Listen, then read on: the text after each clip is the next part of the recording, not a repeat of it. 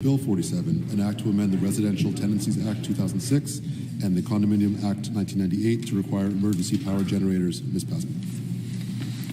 The member from Ottawa West, Napanee. Nepean. Thank you, Speaker. I move second reading of Bill 47, an act to amend the Residential Tenancies Act 2006 and the Condominium Act 1998 to require emergency power generators. Pasma has moved second reading of Bill 47, an act to amend the Residential Tenancies Act 2006 and the Condominium Act 1998 to require emergency power generators. Pursuant to Standing Order 100, the member has 12 minutes for their presentation. Member. Thank you, Speaker.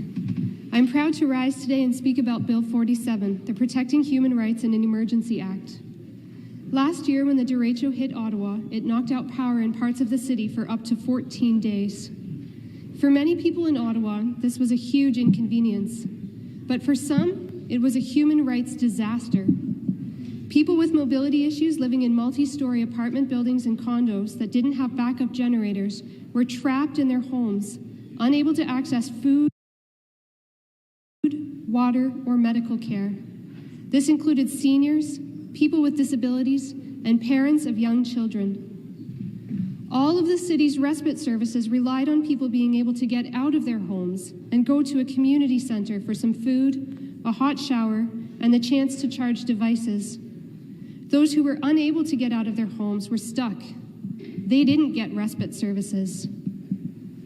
Many other residents in these buildings were put into incredibly unsafe situations, trying to navigate 12 or 15 flights of stairs in the dark to bring up food and water to their homes. Some residents were unable to flush their toilets for a week until the Ottawa Fire Services showed up to fill their bathtubs with water.